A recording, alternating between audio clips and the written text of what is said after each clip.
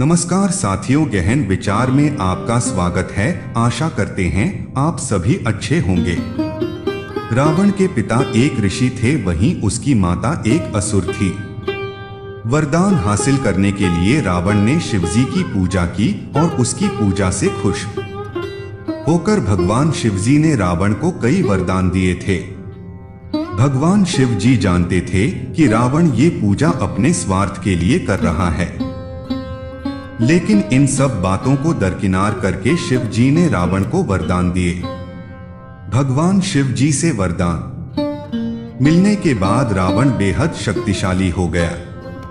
रावण बहुत शक्तिशाली था और प्रकांड पंडित था।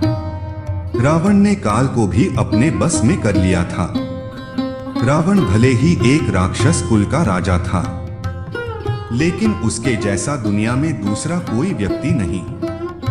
इसलिए कहा जाता है कि रावण सिर्फ एक है। लंकाधिपति दशानन महाराज रावण अत्यंत ही बलशाली, महापराक्रमी योद्धा, परम शिव भक्त, वेदों का ज्ञाता और महापंडित था। जैन शास्त्र में रावण को प्रतिनारायण माना गया है। यही कारण है कि जैन धर्म के 64 शलाका पुरुषों में रावण का नाम भी शामिल है। रावण ब्रह्मा ज्ञानी और बहुविद्याओं का जानकार था। वह कई तरह के तंत्र, सम्मोहन, इंद्रजाल और जादू जानता था।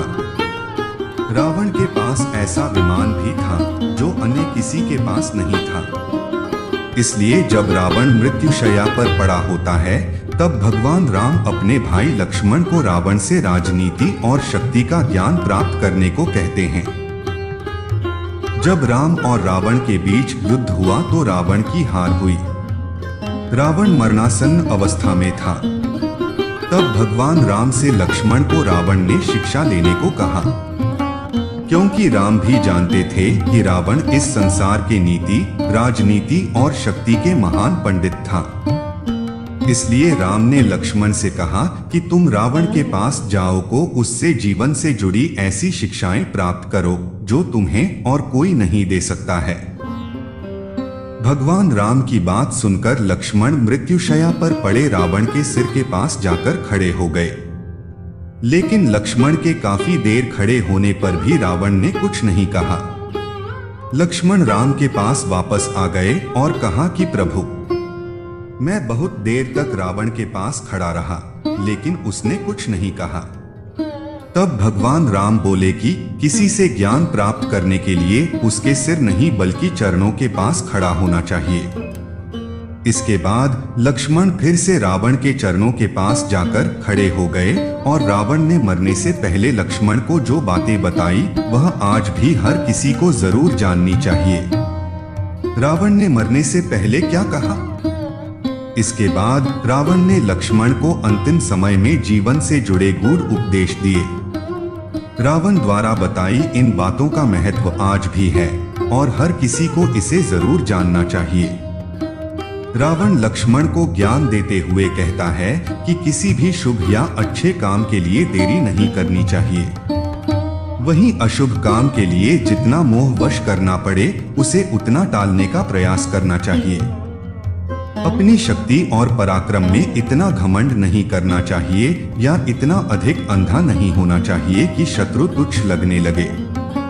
मुझे ब्रह्मा जी से वरदान मिला था कि मानव और वानर के अलावा कोई मुझे नहीं मार सकेगा, लेकिन इसके बावजूद मैंने इन्हें तुच्छ मान लिया और यही मेरी सबसे बड़ी भूल थी, जिस कारण आज मैं मरणासन्न अवस्था में पड़ा हूँ।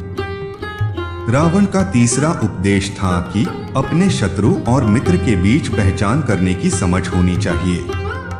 कई बार हम शत्रु को अपना मित्र समझ लेते हैं, जो कि बाद में हमारे शत्रु साबित होते हैं। वहीं जिसे हम शत्रु समझकर पराया कर देते हैं, वही हमारे असली मित्र होते हैं। रावण ने लक्ष्मण को ज्ञान देते हुए कहा कि अपने जीवन के गूढ़ रहस्यों के बारे में किसी को भी नहीं बताना चाहिए, फिर चाहे वह आपका कितना भी सगा क्यों न हो, क्योंकि विभीषण जब लंका में था तब वह मेरा शुभेच्छु था और जब वह राम की शरण में गया तो मेरे ही विनाश का कारण बन गया।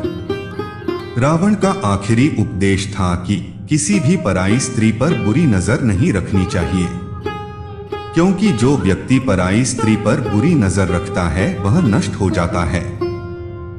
अगर मैं सीता का हरण कर उनको लंका नहीं लाता तो मेरा अंत नहीं होता।